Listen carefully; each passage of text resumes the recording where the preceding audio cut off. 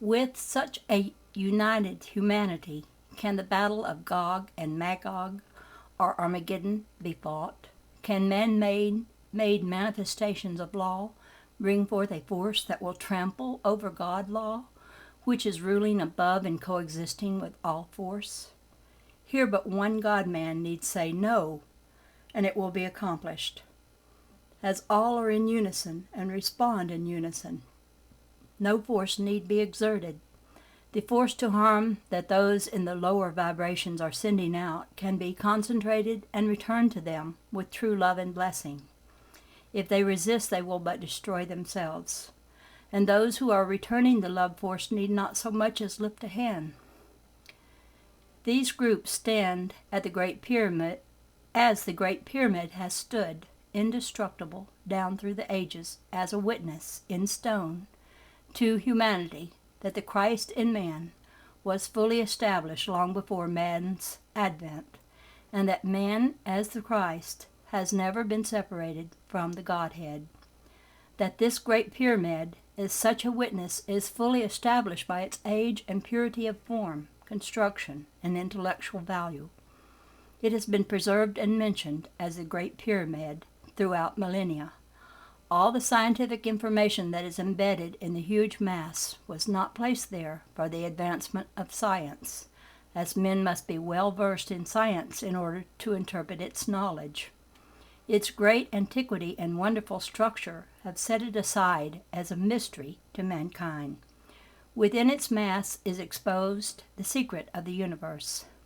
Each delineation is in precise terms and methods of exact science. This was preordained and is working toward the harmonious consummation of man, standing forth as the Christ of God, completely amalgamated with God. The culmination of this accomplishment will place the capstone upon the Great Pyramid. Next chapter. As the Risha finished, a number of people walked toward our camp, and Jesus was in the group.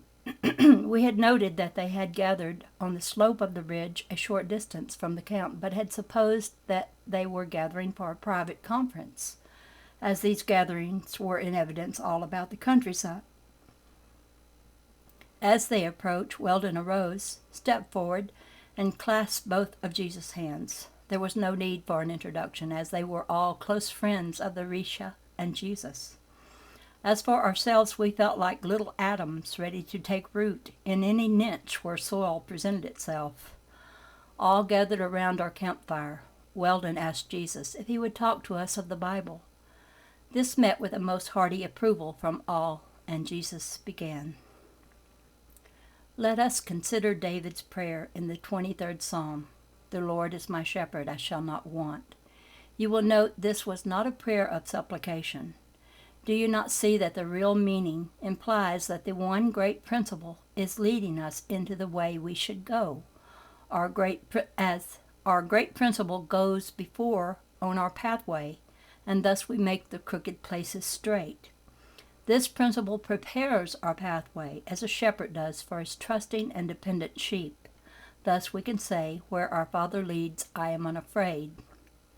The Good Shepherd knows where everything is located that is good for his sheep. Thus we can say, I shall not want. With David we can say, I cannot want, for I am is guarded against every ill. Every want of our physical nature is supplied. Not only shall we be well fed in the garden, in the green pastures, but there will be an abundance to spare. We rest in complete assurance that every desire is already fulfilled and provided for. We can let go of every weary sense and say with David, He maketh me to lie down in green pastures. He leadeth me beside still waters. The blue of their quiet depths gives great peace to our minds, and our troubled consciousness is stilled. With body and mind at rest, the heavenly inspiration of the Most High Principle floods our souls with the pure light of life and power. The light within us glows with the glory of my Lord, the law wherein we all are one. This radiant light of spirit renews our understanding. We stand revealed to our true selves, so that we know ourselves as one with the infinite, and each is sent from this principle to manifest the perfection of the Father principle. In the quiet calm of our souls we are restored to our pure selves, and know that we are whole. Thus he restoreth my soul. Yea, though I walk through the valley of the shadow of death, I will fear no evil. In the fullness of the bounty of this God principle, what can we fear? Here we rest our physical natures. God quiets our minds. God rests our souls. God illumines us from service. Therefore, with this perfect preparation from within, what outer test could cause us to fear that any evil thing could harm us? God is in the midst of every one of us. To each he is an ever-present help in time of trouble. In him we live and move and have our being. We say with one voice, all is well. Now each can say, God love leads me directly into the fold. I am shown the right path and corrected when I stray from this fold. The power of God love attracts me to my good. Thus all that would harm is shut from me. Now with David each can say, for thou art with me, thy rod and thy staff, they comfort me. In first taking up this work and perceiving the truths or the fundamental scientific facts underlying all life and the way of attainment thereto, you take the first step. And the exhilaration and enlightenment are so far beyond anything you have hitherto experienced that you decide to go on in the work. Then doubts, fears, and discouragements are allowed to creep in, and your ongoing seems to be retarded. You struggle first one way, then another, and you seem to be losing ground. The struggle seems to be too great for human beings to accomplish, and you begin to look at the failures all about you. You say, God's children are dying on every hand, and none within your generation has accomplished the ideal of everlasting and eternal life, peace, harmony, and perfection, which I idealize. You say that accomplishment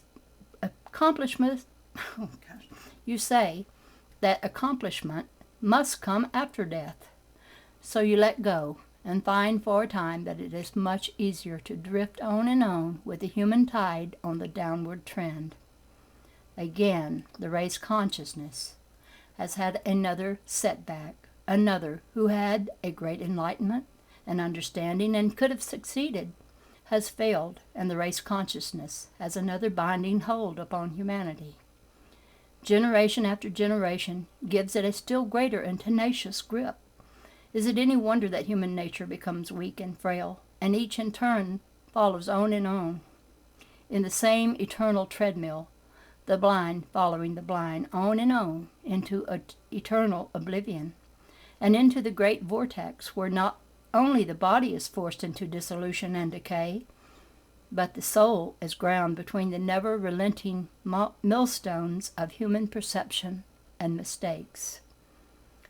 If you would realize, as I did, and as so many have done, that it is far easier to work out your own problems in one earthly experience than it is to go on and accumulate a race consciousness of good and evil that soon becomes an encrusted shell that has been added to layer by layer upon an incrustation by each succeeding experience, until it takes superhuman force and sledgehammer blows to break the shell and release your true self. Until you do break the shell and release your true self, you will continue to be ground in the same vortex. You can work until you have released yourself sufficiently to get a glimpse of the horizon's grander view. Here again you cease to struggle. Your mental vision is cleared, but your body is still encased in the shell. Realize that the newborn chick, when its head is free from its shell, must still go on with the struggle. It must be entirely free from its old shell or environment before it can grow into the new, which it has sensed and perceived as soon as it has broken a hole through the shell once encasing the egg from which it grew. You fail utterly to see that I, as a boy working at the carpenter's bench with my father, perceived that there was a higher life for the God-born, so-called human being, than to be born into human existence for a short time, and during that short existence be ground between the millstones of man-made laws, superstitions, and conventions, and thus struggle on through that existence for perhaps 80 years and 10, then pass on to heaven in a glorious reward of harps and psalm singing that could have no logical existence except to the gullible minds of those preyed upon by the priesthood of my day. You fail utterly to see that after this great awakening or realization within myself, it took long days and nights of struggle in seclusion and silence, all alone, right within myself and with myself.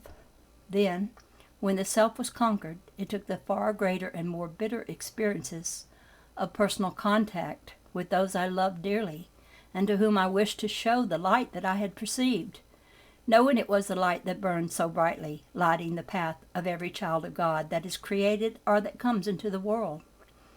You fail utterly to see the great temptation that beset me to go on and be the carpenter I might have been, and thence live the short span of life allotted to man by hierarchy and orthodoxy, instead of taking up a life which perception had only given me a glimpse of, thus allowing me to see through the murk and mire of superstition, discord, and disbelief.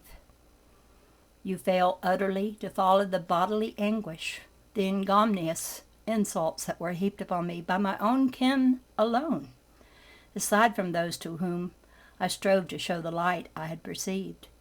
You fail to see that this took a will stronger than my own, which sustained me through these trials.